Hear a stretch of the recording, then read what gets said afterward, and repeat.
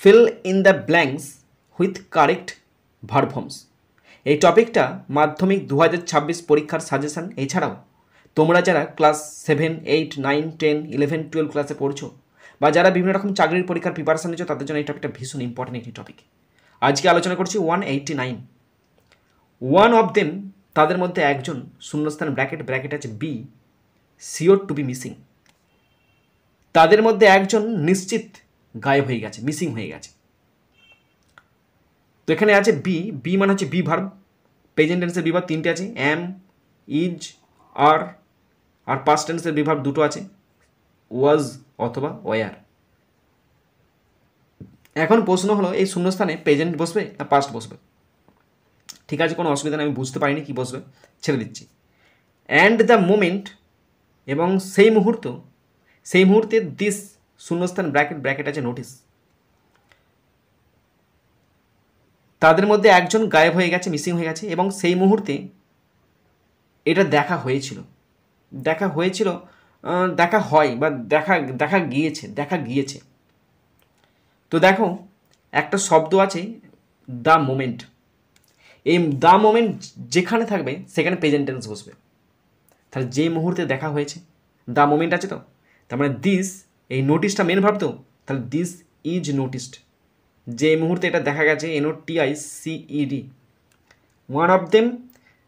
One of them dash sure to be missing, একজন নিঘাত একদম নিশ্চিতভাবেই মিসিং হয়ে গেছে। অ্যান্ড দ্য মোমেন্ট, এবং সেই মুহূর্ত, দিস ইজ নোটিসড, যখনই সেটা দেখা গেছে। তার মানে এটা তো একই সেন্টেন্সে চলছে, তাই এটা প্রেজেন্ট টেন্স বসাচ্ছি। One of them is missing, one of them is sure to be missing. এখানে ওয়ানটা সাবজেক্ট, তাই এখানে ইজ বসলো। তাদের মধ্যে একজন, ওই একজনটা সাবজেক্ট, তাই one of them is sure to be missing, তাদের মধ্যে একজন নিশ্চিত মিস হয়ে গেছে। অ্যান্ড দ্য মোমেন্ট, এবং যে মুহূর্তে, দিস ইজ নোটিস, যে মুহূর্তে এটা দেখা গেল, অল আদার্স, অন্যান্য সবাই, ড্যাশ ব্যাকেট আছে run of with loud cries to find it, সেটা খোঁজার জন্য সকলে রুদ্ধশ্বাসে ছুটে যাবে। যে মুহূর্তে, এখানে মানেটা জানো তো কী হবে, যে মুহূর্তে অন্যরা সবাই চিৎকার করতে করতে খুঁজবে, যে মুহূর্তে সেটাকে দেখতে পাওয়া যাবে। তাহলে খুঁজতে যাবে, তার মানে ছুটে যাবে, এখনও যায়নি, ফিউচার টেন্স। তাহলে will run.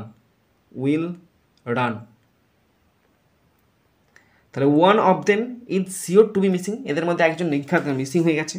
And the moment, এবং সেই মুহূর্ত, দিস ইজ নোটিস, এবং যে মুহূর্তে এটা দেখা গেছে, অল আদার্স, অন্যরা দেখতে পাওয়া গেছে, অন্যরা সবাই ছুটে যাবে সেটা খুঁজতে। তাই ফিউচার টেন্স এবং প্রেজেন্ট টেন্সের কম্বিনেশন এখানে বসলো। 190, মেনি ইয়ার্স এগো, বহু বছর আগে। পাস্তুর মানে হচ্ছে লুই পাস্তুর, শূন্যস্থান ব্র্যাকেট আছে discover a way of keeping germs out of wine. Luis পাস্তুর আবিষ্কার করেছিল কিভাবে ওয়াইন থেকে জীবাণুকে মুক্ত রাখা যায়। লুই পাস্তুর আবিষ্কার করেছিল। তো দেখো এই যে মেনি ইয়ার্স এগো, এইটা নির্দেশ দিচ্ছে শূন্যস্থানের মধ্যে পাস্ট টেন্স বসবে। তাহলে শূন্যস্থানে পাস্ট টেন্স কে আছে, ডিসকভার, তাহলে পাস্ট টেন্স বসিয়ে দাও, ডিসকভার্ড, DISCOVERED, ডিসকভার্ড। তাহলে লুই পাস্তুর আবিষ্কার করেছিল যাতে ওয়াইনে জীবাণু বা কোনো বিষাক্ত জিনিস না জন্মাতে পারে, সেটা তিনি আবিষ্কার করে ফেলেছেন। তাই আজকে তো আবিষ্কার হয়নি, প্রাচীনকালে আবিষ্কার করেছেন, মেনি ইয়ার্স এগো, তাই এখানে বসালো পাস্ট টেন্স ডিসকভার্ড।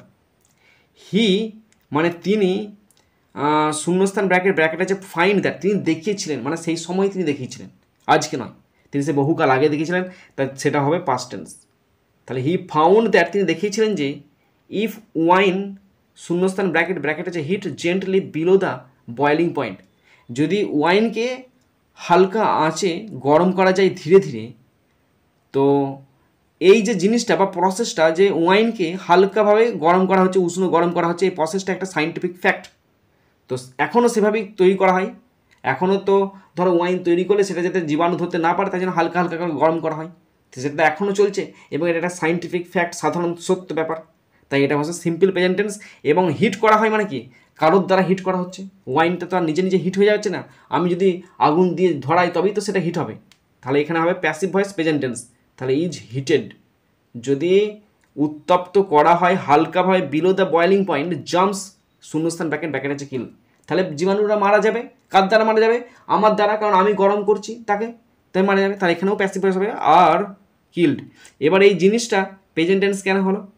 এ দেখো জাম্পস কিল্ড, এইটা এখনও হয়তো প্রসেসটা করা হয়, তাই এটা বৈজ্ঞানিক ফ্যাক্ট একটা, জেনারেল সত্য একটা, এবং জেনারেল সত্য বোঝালে প্রেজেন্ট টেন্স ভাষে, এবং এটা কাজটা কোনো ব্যক্তির দ্বারা করা হচ্ছে, তাই এখানে প্যাসিভ ভয়েস বলো, প্রেজেন্ট টেন্সে প্যাসিভ ভয়েস ইজ হিটেড এবং আর কিল্ড।